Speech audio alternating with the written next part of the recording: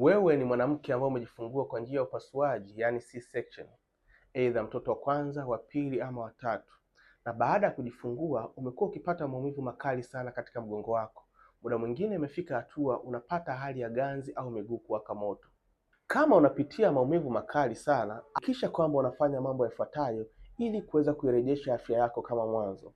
Jambo la kwanza, hakikisha kwamba unafanya mazoezi mepesi. Jambo la pili, epuka kufanya kazi nzito ambazo zitakuathiri kwa kiwango kikubwa, hasa kazi ambazo zinahusisha kitendo cha kuinama. Na jambo lingine, hakikisha unapata virutubisho muhimu ambavyo vitajenga na kuimarisha afya yako ya mifupa.